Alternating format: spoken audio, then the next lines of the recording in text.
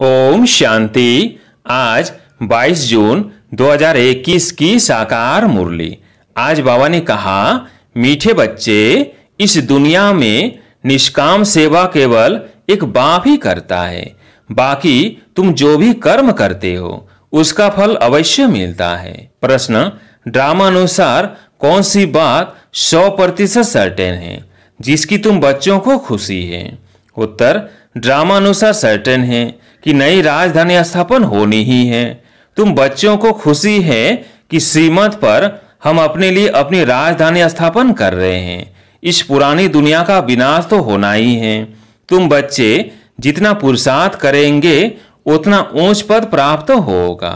गीत है, तुम्हें पाके हमने जहान पा लिया है। ओम शांति। जो बच्चे कहते हैं बाबा भी वही कहते हैं। बच्चे कहते हैं, बाबा तुम्हें पाके हम स्वर्ग के मालिक बनते हैं। बाप भी कहते हैं, बच्चे मन मना भो। बात एक ही हो गई। मनुष्य सब पूछेंगे कि ब्रह्म कुमार कुमारियों को इस सत्संग में जाकर क्या मिलता है? तो ब्रह्म कुमार कुमारियां कहते हैं, हम बाप दादा से विश्व के मालिक बनते हैं। विश्व का मालिक और कोई बन ना सके। विश्व के मालिक या लक्ष्मी नारायण ही हैं। शिव बाबा तो विश्व का मालिक हो नहीं सकता। तुम बच्चे विश्व के मालिक बनते हो। तुम्हारा बाप विश्व का मालिक नहीं बनता। ऐसी निष्काम सेवा करने वाला और कोई होता नहीं। हर एक को अपनी सेवा का फल जरूर मिलता है। भक्ति मार्ग में व किसी भी प्रकार से जो कोई कुछ भी करते हैं, सोशल वर्कर को भी सेवा का फल जरूर मिलता है। गवर्नमेंट से पगार मिलता है। बाप कहते हैं, मैं ही एक निष्काम सेवा करता हूँ जो बच्चों को विश्व का मालिक बनाता हूँ और मैं नहीं बनता हूँ। बच्चों को सुखी करके सुखधाम का मालिक बनाए, 21 जन्मों का सुख दे। मैं अपने निर्वाण धाम में व वानप्रस्थ अवस्था में बैठ जाता हूँ। वानप्रस्थ तो मूल वतन को ही कहेंगे। मनुष्य वानप्रस्थ लेते हैं। बच्चों को सब कुछ दे जाए, सत्संग आदि करते हैं। गुरु करते हैं कि यह मुक्ति का रास्ता बताए। अब तुम बच्चे जान गए हो कि मुक्ति, जीवन मुक्ति का रास्ता कोई मनुष्य मात्र कभी किसको बता नहीं सकते। वे किसी को भी सद्गति दे नहीं सकते, अपने को भी नहीं दे सकते। अपने को दे तो फिर दूसरों को भी दे सके। बाप आते ही हैं परम धाम से, वो वहां के रहने वाला है। तुम बच्चे भी वहां के रहने वाले हो। तुमको पाठ बजाना है इस कर्म क्षेत्र पर। बाबा को भी एक बार यहाँ आना है तुम बच्चों के लिए। जबकि स्वर्ग की स्थापना हो रही है तो जरूर नरक का विनाश होना ही है। अभी तुम जान गए हो, शिव बाबा ब्रह्मा द्वारा आदि सनातन देवी देवता धर्म की स्थापना कर रहे हैं। तुम जानते हो हम मनुष्य देवता बन रहे हैं। फिर से तुम बच्चों की बुद्धि में है कि हर 5000 वर्ष बाद हम आकर फिर से ब्रह्मा द्वारा शिव बाबा के बच्चे बनते हैं। वर्षा पाने के लिए पतित पावन उनको कहा जाता है। नॉलेजफुल ज्ञान का सागर भी है। योग अर्थात याद सिखाते हैं, परंतु निराकार कैसे समझाए? इसलिए कहते हैं, ब्रह्मा द्वारा मनुष्य देवता बनाता हूँ, अर्थात देवी देवता धर्म की स्थापना कराता हूँ। अब वो धर्म है नहीं, फिर बनाना पड़े। अब फिर से आदि सनातन देवी देवता धर्म स्थापन कर बाकी सबको मुक्ति धाम में ले जाता हूँ। भारत प्राचीन खंड है, इसलिए भारत की आदमशुमारी वास्तव में सबसे जास्ती होनी चाहिए। ऐसी बातें और कोई की बुद्धि में नहीं आती। आदि सनातन देवी देवता धर्म सबसे जास्ती बड़ा होना चाहिए। 5000 वर्ष से उनों की वृद्धि होती रहती है। बाकी और तो आते ही है 2500 वर्ष के बाद। इस्लामियों की आदमशुमारी कम होनी चाहिए। फिर थोड़े समय बाद बौद्धी धर्म वाले आते हैं तो उनों में थोड़ा फर्क होना चाहिए। इस्लामी बौद्धी आदि पहले सतो प्रधान हैं, फिर धीरे धीरे तमो प्रधान बनते हैं। यह भी हिसाब है। जो अनन्य समझदार बच्चे हैं उनों को ख्याल करना पड़े।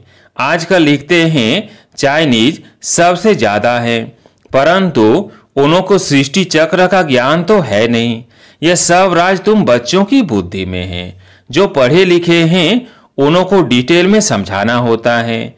देवी देवता धर्म वालों को 5000 वर्ष हुए, इस समय उनों की संख्या बहुत होनी चाहिए। परंतु देवी देवता धर्म वाले फिर और धर्मों में कन्वर्ट हो गए हैं।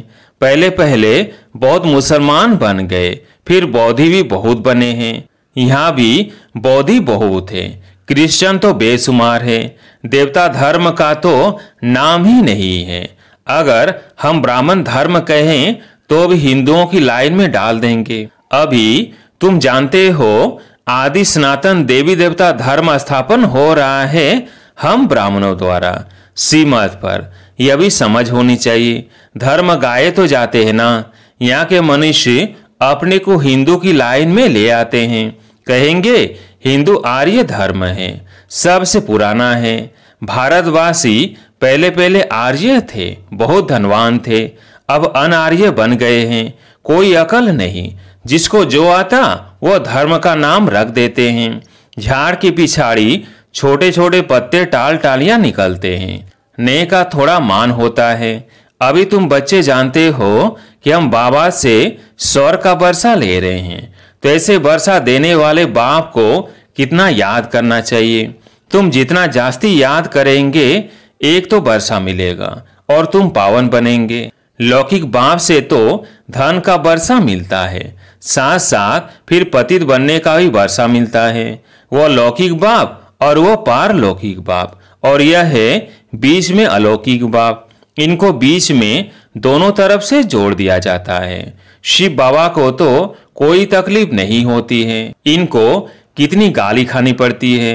वास्तव में कृष्ण को गाली नहीं मिलती है, बीच में फंसा है। यह कहते हैं ना, रास्ते चलते ब्राह्मण फंसा, गाली खाने के लिए यह फंसा है। अलौकिक बाप को ही सहन करना पड़ता है। यह किसको पता ही नहीं कि शिव बाबा इनमें प्रवेश कर आए पतितों को पावन बनाते हैं। पवित्र बनने पर ही मार खाते हैं। बाप कहते हैं मैं आया हूं सबको वापिस ले जाने। तुम जानते हो मौत सामने खड़ा है, विनाश तो जरूर चाहिए। विनाश बिगर सुख शांति कैसे हो। जब कोई लड़ाई आदि लगती है तो मनुष्य यज्ञ आदि रचते हैं, लड़ाई बंद हो जाए। तुम ब्राह्मण कुल भूषण जानते हो, विनाश तो जरूर होगा, नहीं तो स्वर्ग के गेट से कैसे खुलेंगे। सब स्वर्ग में तो नहीं आएंगे, जो पुरुषार्थ करेंगे वही चलेंगे, बाकी जाएंगे मुक्ति धाम। यह किसको भी पता न होने के कारण कितना डरते हैं, शांति के लिए कितना धक्का खाते हैं, कॉन्फ्रेंस करते रहते हैं। सिर्फ तुम ब्राह्मण ही जानते हो सुख धाम शांति धाम की कैसे स्थापना हो रही है। विनाश के सिवाय स्थापना हो न सके। तुम अभी त्रिकालदर्शी बने हो, तीसरा नेत्र ज्ञान का मिला है। वह तो कहते रहते हैं पीस कैसे हो, अर्थात कोई भी लड़े नहीं। सभी कहते हैं वननेस हो। एक ही बाप की मत ले कि हम सब एक बाप के बच्चे भाई भाई हैं तो वननेस हो जाएगी। एक बाप के बच्चे हैं तो आपस में लड़ना नहीं चाहिए। यह भी तो सतयुग में ही था, वहां कोई भी आपस में लड़ते नहीं। वह तो सतयुग की बात हो गई, यहाँ तो है कलयुग। बरोबर सतयुग में देवता थे, बाकी सब आत्माएं कहाँ थी पता नहीं पड़ता। तुम अब समझते हो एक राज्य सिर्फ सतयुग में ही था, वहां सुख शांति सब था। ये सब बातें तुम्हारी बुद्धि में है, नंबरवार पुरुषार्थ अनुसार समझते हैं। बरोबर हम सतयुग में राज्य करते थे, बहुत सुख था, अद्वैत धर्म था। यह ज्ञान किसको है नहीं। इस समय तुम नॉलेजफुल बनते हो, बाप तुमको आप समान बनाते हैं। जो बाप की महिमा वही तुमको बनना है। सिर्फ दिव्य दृष्टि की चाबी बाप के पास रहती है। बाप ने बताया है भक्ति मार्ग में मुझे काम करना पड़ता है। जो जिसकी पूजा करते हैं मैं उनकी मनोकामना पूरी करता हूँ। यहाँ भी दिव्य दृष्टि का पाठ चलता है। कहते हैं ना, अर्जुन ने विनाश का साक्षात्कार किया। विनाश भी जरूर होना है, विष्णुपुरी भी जरूर स्थापन होनी है। बाप ने जैसे कल पहले समझाया था वैसे ही बैठ समझाते हैं। बाबा हमको मनुष्य देवता बनाते हैं। जब देवता बनते हैं तो आसुरी सृष्टि का विनाश जरूर होगा। चारों तरफ हाहाकार मचना है। बुद्धि समझ सकती है, नेचुरल कैलेमिटीज आनी है, मूसलधार बरसात भी होनी है। इन सब का विनाश हो जाए तब सतयुग की स्थापना हो। 5 तत्वों की खाद भी मिल जाएगी। इस धरती को खाद देखो कितनी मिलती है। बाप कहते हैं इस रुद्र ज्ञान यज्ञ में यह सब स्वाहा हो जाएगा। भक्ति मार्ग में देखो रुद्र यज्ञ कैसे रचते हैं। शिव बाबा का लिंग और छोटे छोटे शालिग्राम बहुत बनाकर पूजा करके फिर मिटा देते हैं, फिर रोज बनाते हैं, पूजा करके फिर तोड़ देते हैं। शिव बाबा के साथ जिन्होंने भी सर्विस की उन्हों का भी यह हाल करते हैं। रावण की देखो हर वर्ष एफिजी बनाए उनको जलाते हैं। दुश्मन की तो 1-2 बार एफिजी बनाए जलाते हैं। ऐसे नहीं कि वर्ष वर्ष जलाने का नियम रखते हैं, एक बार ही गुस्सा निकाल देंगे। रावण को तो हर वर्ष जलाते हैं। इनका अर्थ कोई समझते थोड़ी है। फिर कहते हैं रावण ने सीता को चुराया, कुछ अर्थ नहीं समझते। फॉरेनर्स क्या समझेंगे? कुछ भी नहीं। दिन प्रतिदिन रावण को बड़ा बनाते जाते हैं, क्योंकि रावण बहुत दुख देने वाला है। अभी तुम इस पर जीत पाते हो, सतयुग में होगा ही नहीं। ये जो कर्म की भोगना बीमारी आदि होती है यह है रावण के कारण। रावण की प्रवेशता होने के कारण मनुष्य जो भी कर्म करते हैं वह विकर्म हो जाते हैं। सुख दुख का खेल बना हुआ है। इस सृष्टि जोग्राफी का किसको भी पता नहीं है।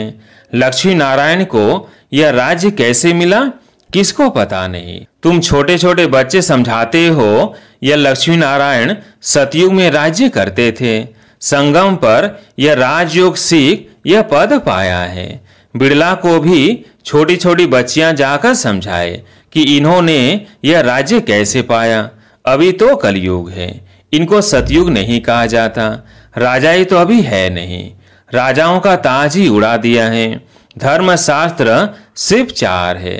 गीता धर्म शास्त्र है जिससे 3 धर्म अभी स्थापन होते हैं, न कि सतयुग में। ऐसे नहीं कि लक्ष्मी नारायण ने और राम ने कोई धर्म स्थापन किया। यह धर्म अभी स्थापन कर रहे हैं। फिर इस्लामी, बौद्धि और क्रिश्चियन का एक ही धर्म शास्त्र है, बाइबल। बस फिर पीछे वृद्धि होती जाती है। आदि सनातन है ही देवता धर्म। अब फिर से देवी देवता धर्म की स्थापना करते हैं।